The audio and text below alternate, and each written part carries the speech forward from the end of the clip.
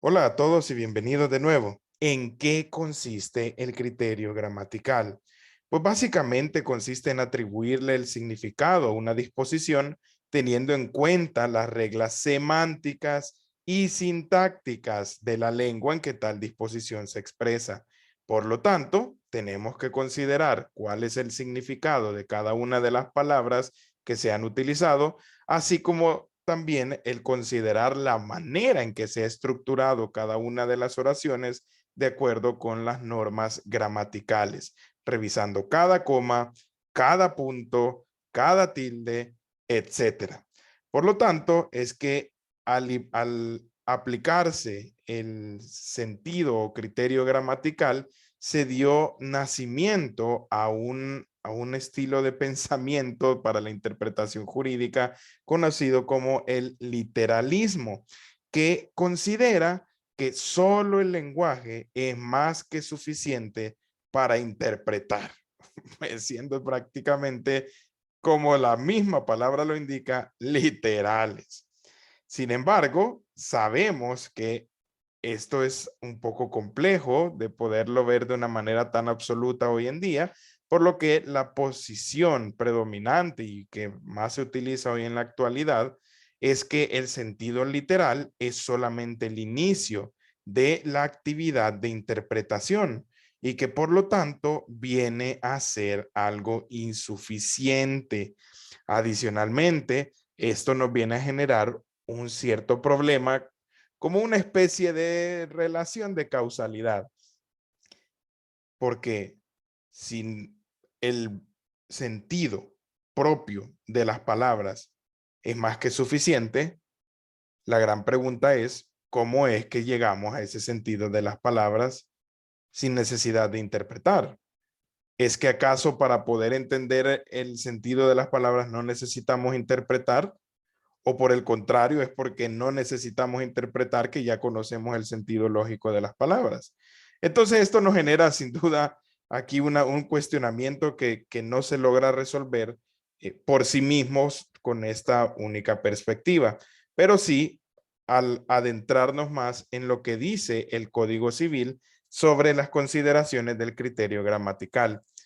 Y es que en nuestro Código Civil salvadoreño este criterio aparece en un primer lugar en todo el apartado de la interpretación de las leyes, sin que esto signifique, por supuesto, de que sea el mandato, que sea el primer elemento a aplicar en la interpretación, como vamos a desarrollar en más videos. Pero sin duda es el punto de inicio o el punto de partida para hacer esta labor de interpretación. El artículo 19, inciso primero del Código Civil dice, cuando el sentido de la ley es claro, no se desatenderá su tenor literal a pretexto de considerar su espíritu. Bueno. Aquí encontramos primero un problema bien grave, porque espíritu, ¿qué es el espíritu? ¿Es acaso, No te entiendo nada porque acá está el espíritu. Hola Juan Carlos, ¿cómo estás? acaso Juan Carlos el espíritu que conocemos de TikTok? Pues no lo creo. En realidad hace referencia a la finalidad perseguida por cada precepto. ¿Qué significa entonces? Podemos cambiarlo fácilmente para comprender este artículo. Dice, cuando el sentido de la ley es claro, no se desatenderá su tenor literal a pretexto de considerar la finalidad perseguida por cada precepto. ¿Queda entonces más claro? Mm, creo que eso mismo se responde con la pregunta, porque ¿cuándo es entonces que el sentido de la ley es verdaderamente claro?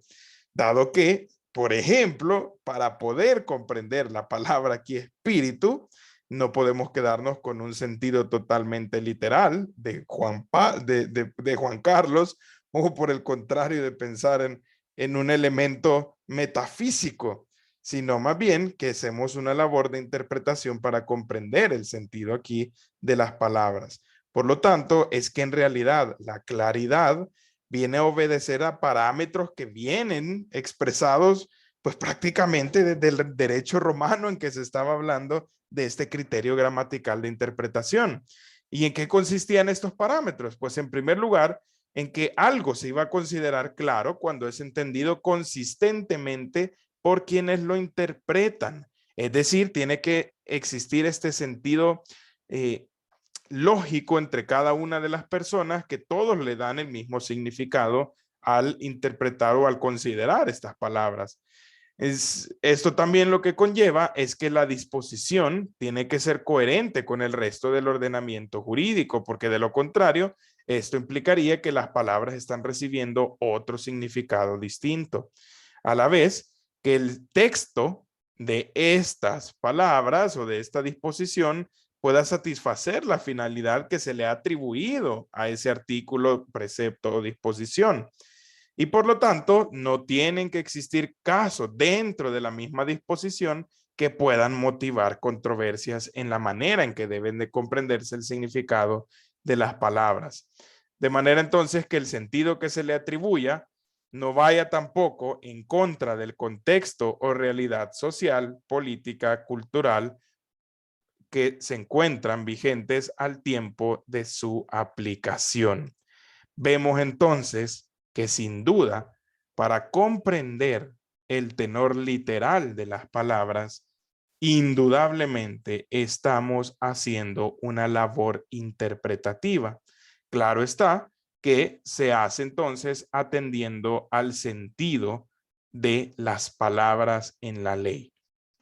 Por lo tanto, eso nos lleva a la siguiente pregunta. ¿Cuál es entonces el sentido en que deben de tomarse las palabras en la ley? Pues bueno, el artículo 20 del Código Civil nos viene a dar ya una respuesta. Es que dice: las palabras de la ley se entenderán en su sentido natural y obvio, según el uso general de las mismas palabras. Por lo tanto, esto lo que significa es que básicamente lo que diga la Real Academia Española para nuestro caso, que pues digamos que el sentido que se le vino dando inicialmente con la jurisprudencia chilena, y que también pues El Salvador ha seguido esa lógica. Por lo tanto, la Real Academia Española nos expresa el sentido de las palabras a través del diccionario de la lengua española. Ahora bien, podemos entonces ver con esto un ejemplo. En el artículo 17 de la Ley de Comercio Electrónico nos dice: una vez realizada la transacción, el proveedor enviará al usuario por vía electrónica el comprobante de pago. Entonces, enfoquémonos en comprender solo una palabra: el usuario. Y es que cuando consultamos a la Real Academia Española, en su diccionario dice que usuario es la persona que usa algo. Entonces, ¿qué usa? ¿Será que usa el objeto que adquirió a través de la transacción por vía electrónica? ¿O es el que usa la plataforma para realizar una transacción por una vía electrónica? ¿O es simplemente el que va a usar el comprobante de pago? Vemos que entonces esto todavía no nos deja totalmente claro de a qué se refiere. Y dice: pero cuando el legislador las haya definido expresamente para ciertas materias, se les dará en esta su significado legal. Entonces el mismo artículo 20 nos viene a dar la respuesta, porque si nos quedáramos solo con esta palabra de usuario, sin duda estamos un poco cortos. Por lo tanto, lo importante es que en la misma Ley de Comercio Electrónico, en el artículo 6, nos dice lo siguiente: para efectos de la presente ley se entenderá por, literal C, usuario, toda persona natural o jurídica que por medios electrónicos contrate bienes o servicios o reciba oferta de los mismos. Por lo tanto, el usuario es el que está utilizando la plataforma electrónica a través de la cual realizó una transacción de comercio electrónico.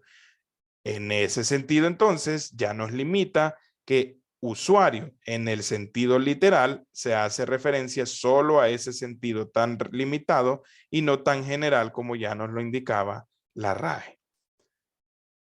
Adicionalmente, el artículo 1318 nos viene a presentar un caso de análisis un poco más complejo, porque aquí no se ha terminado todo esto.